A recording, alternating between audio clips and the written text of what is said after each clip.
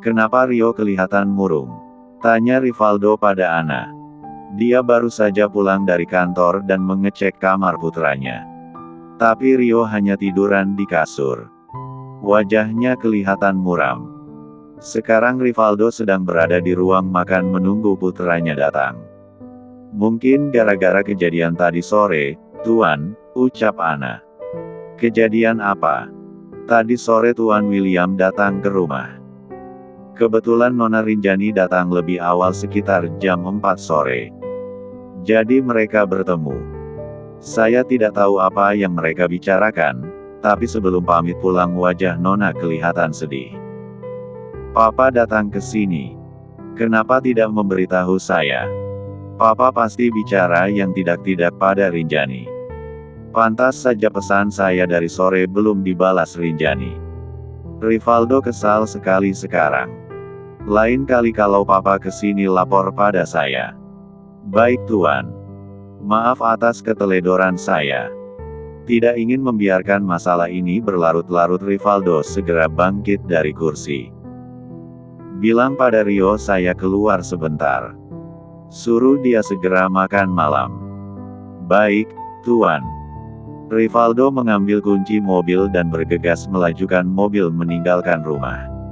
Entah apa yang dibicarakan papanya pada Rinjani. Tapi mengingat tabiat papanya yang sangat keras dan menentang hubungan mereka, kemungkinan besar papanya pasti mengancam Rinjani. Cek, aku kecolongan. Padahal dari kemarin-kemarin aku sudah mewaspadai pertemuan Papa dan Rinjani. Rivaldo segera mempercepat laju mobilnya menuju ke rumah Rinjani. Saat tengah berkonsentrasi menyetir tiba-tiba ponselnya berdering. Rivaldo berharap itu telepon dari Rinjani tapi ternyata dari Rio. Kenapa Rio? Dedi mau kemana? Ana bilang Dedi mau keluar. Dedi mau ke rumah Momi. Kenapa tidak mengajakku? Aku juga mau ketemu Momi dan Ria. Benar juga. Kenapa dia tidak mengajak Rio? Padahal kan bagus ada Rio. Rinjani pasti tidak akan menolak kedatangan Rio. Dedi aku mau IKUUTTTT. Akhirnya Rivaldo putar balik untuk menjemput putranya. Merepotkan tapi Rio bisa menjadi senjata rahasia. Jadi, harus dibawa. Pas sekali, saat tiba di rumah, Rio sudah menunggu di teras rumah bersama Ana. Dedi, tega sekali. Rio buru-buru masuk ke dalam mobil saat Ana sudah membuka pintu mobil bagian depan untuk Rio. Kenapa bawa guling segala? Heran Rivaldo melihat guling berwarna kuning di pelukan putranya. Kita mau menginap di rumah Momi kan? Menginap. Rivaldo bahkan tidak kepikiran itu. Karena sudah pasti Rinjani tidak akan mengizinkannya.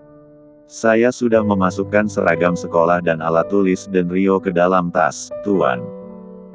Saya letakkan di jok belakang. Ana meletakkan tas sekolah dan paperback berukuran sedang di kursi belakang mobil.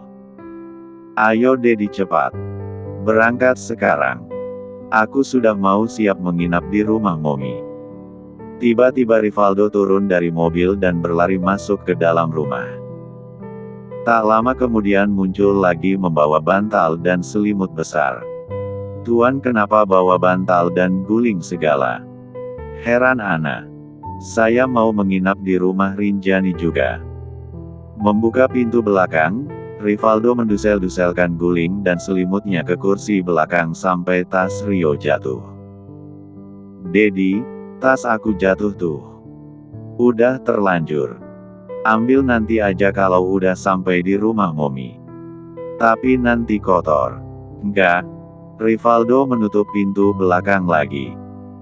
Lalu masuk ke dalam mobil dan melajukan mobil meninggalkan halaman rumah. Ana menggeleng-gelengkan kepala.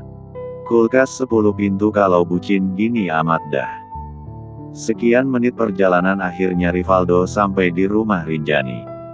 Sekarang pukul 7 malam. Belum terlalu malam, semoga saja Rinjani dan Ria belum makan malam supaya mereka bisa makan bersama-sama. Ting, ting. Setelah beberapa kali Rivaldo membunyikan bel gerbang, akhirnya pintu gerbang terbuka. "Momi, kenapa kalian di sini? Kita mau menginap di rumah Momi," Rio yang berbicara sedangkan Rivaldo hanya mengangguk-anggukkan kepala. "Menginap? Iya. Waktu itu kan Ria pernah menginap di rumahku dan Dedi. Sekarang gantian aku sama Dedi yang menginap di rumah Momi." "Ah, pintarnya," Rivaldo memuji dalam hati. Rio sangat bisa diandalkan dalam urusan rayu-merayu. Waktu itu Momi menginap karena kurang enak badan dan paginya langsung periksa ke dokter. Tapi kalian, Rinjani masih speechless melihat kedatangan dua laki-laki ini. Rio mengerjap sambil memeluk gulingnya. Sementara Rivaldo tersenyum sambil memeluk selimutnya. Mereka kompak sekali. "Momi, siapa yang datang?" tanya Ria dari teras rumah. "Aku yang datang, Ria." Rio menyerobot masuk dan berlari menghampiri Ria. "Rio?" Ria bersorak riang. Jika sudah begini melihat kedekatan kedua anak kembarnya, tidak mungkin Rinjani melarang Ria menginap. Rinjani juga senang-senang saja Rio menginap di rumahnya, tapi untuk bapaknya. "Mas Rivaldo, maaf tapi kamu loh mama orangnya. Kok nggak ada?" Rinjani melongok keluar gerbang tapi tidak ada sosoknya. "Dedi, ayo masuk ke rumah.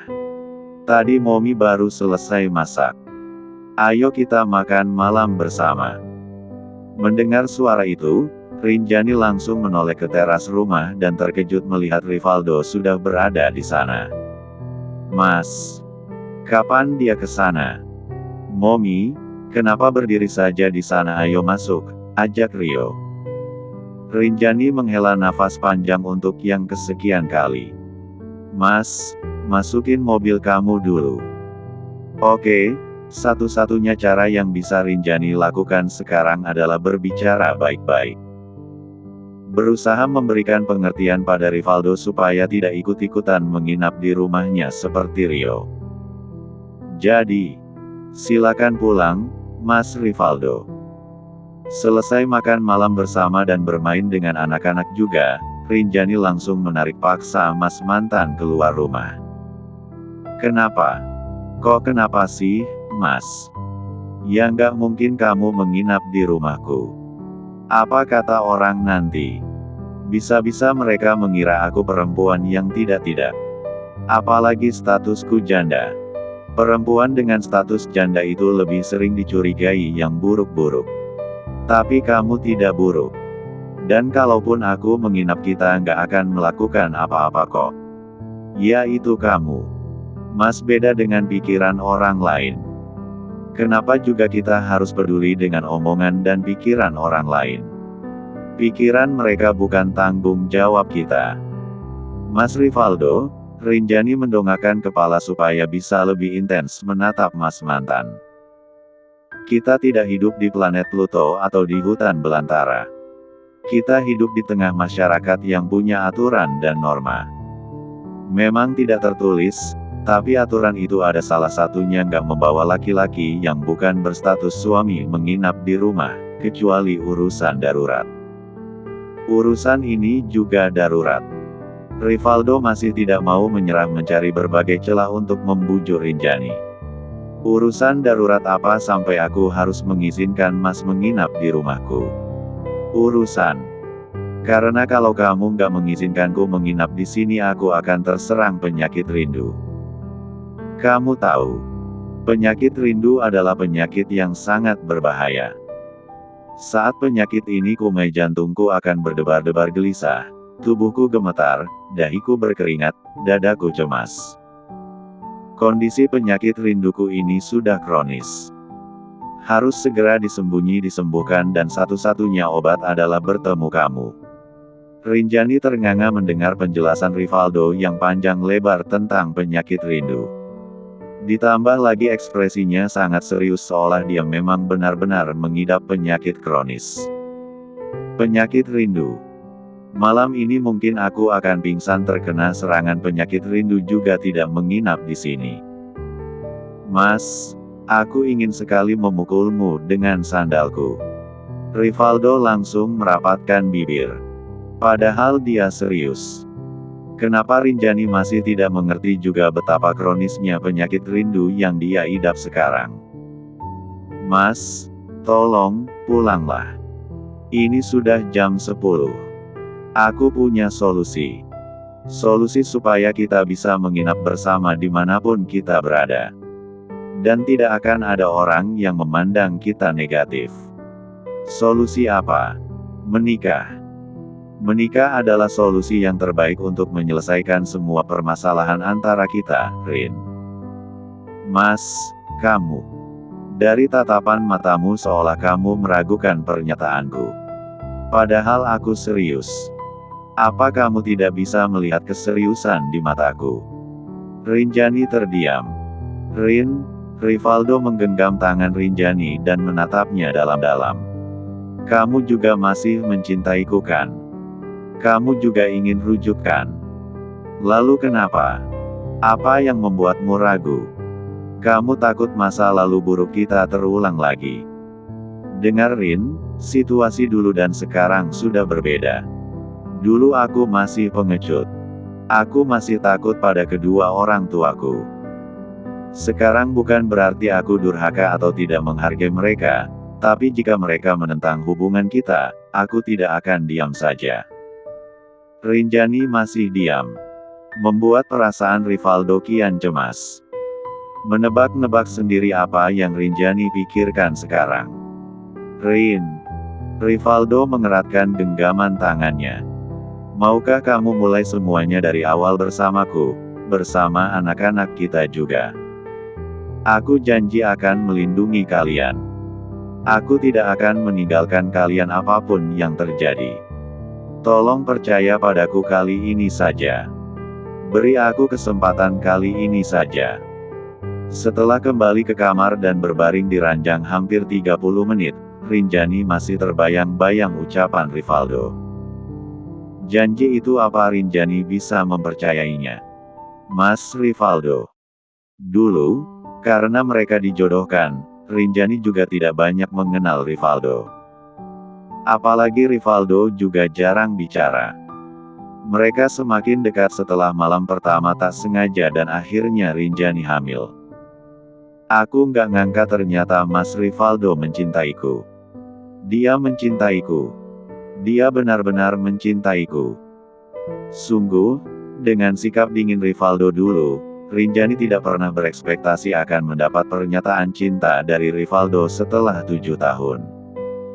Rasanya terlalu mustahil untuk menjadi kenyataan.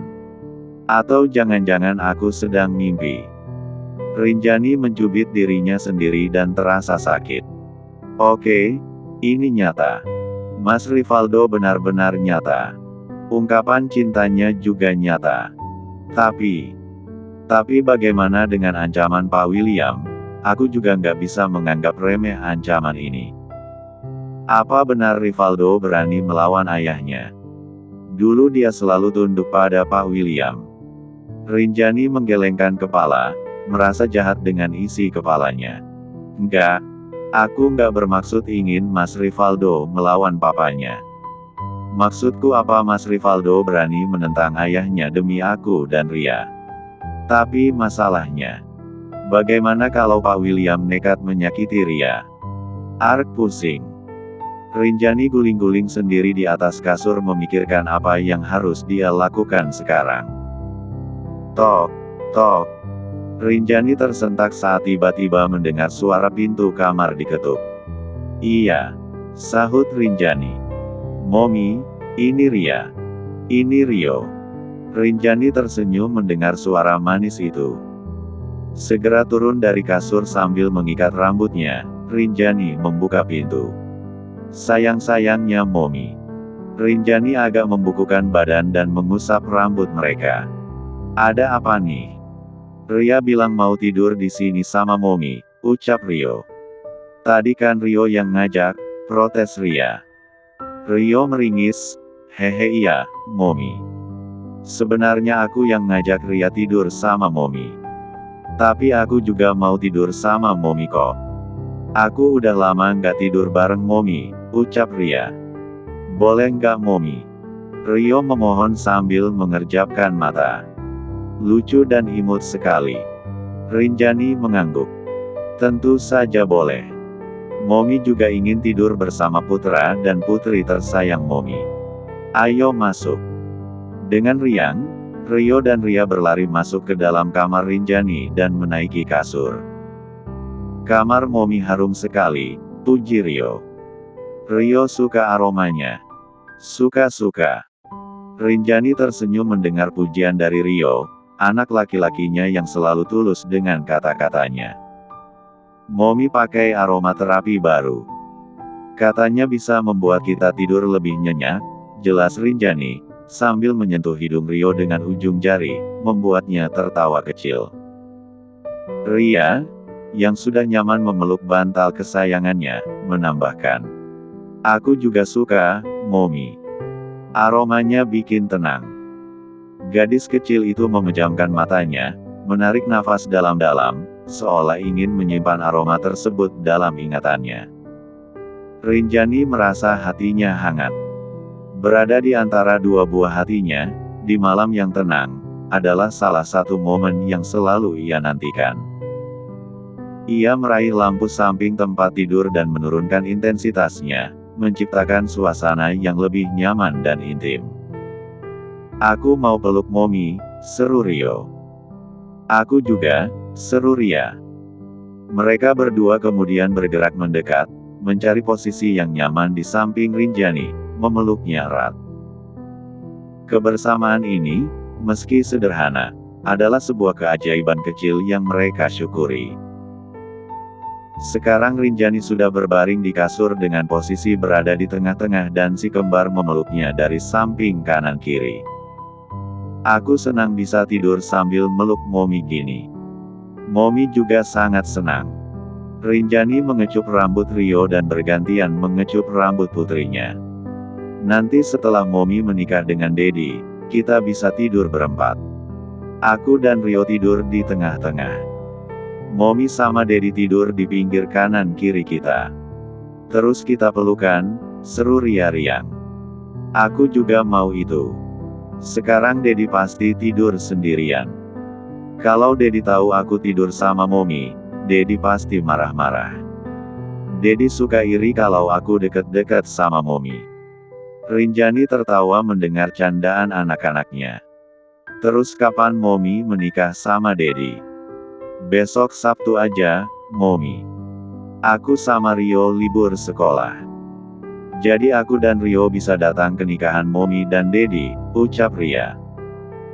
Ria, kalaupun Momi sama Dedi nikah di hari Senin sampai Jumat, kita juga bisa datang. Kan tinggal izin di sekolah. Iya sih. Tapi kan sayang kalau bolos. Obrolan berganti.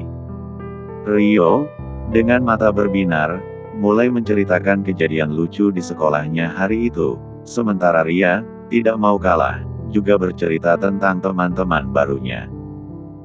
Rinjani mendengarkan dengan penuh perhatian, menanggapi dengan tawa dan nasihat di mana yang perlu. Di tengah obrolan, Rinjani sesekali menyisipkan kisah-kisah inspiratif dan pelajaran hidup. Sudah malam. Waktunya tidur. Besok kalian juga harus sekolah kan? Iya, Momi. Kap. Rinjani mendapat kecupan di pipi kanan dan kirinya dari si kembar. Sebagai balasan, Rinjani juga mengecup dahi mereka bergantian. Kemudian menarik selimut dan memejamkan mata. Bahagianya, Rinjani bahagia bisa menghabiskan waktu yang manis ini bersama kedua buah hatinya. Dengan lampu yang sudah redup, suara napas yang mulai teratur, dan aroma terapi yang menenangkan, Rinjani, Rio, dan Ria perlahan terlelap. Dunia malam dengan segala ketenangannya menyelimuti mereka, membawa ketiga hati yang terhubung erat itu ke dalam mimpi-mimpi terindah yang mereka inginkan. Malam itu, kamar Rinjani bukan hanya sekedar tempat untuk tidur, melainkan sebuah dunia kecil penuh cinta dan kehangatan, di mana impian dan kenyataan bertemu dalam dekapan erat seorang ibu dan anak-anaknya. Selamat tidur, mimpi yang nyenyak, kesayangan Momi. Keesokan harinya Rivaldo tidak bisa datang ke rumah Rinjani untuk mengantar anak-anak ke sekolah bersama. Tapi Rivaldo datang ke rumah orang tuanya dan bertengkar hebat dengan William.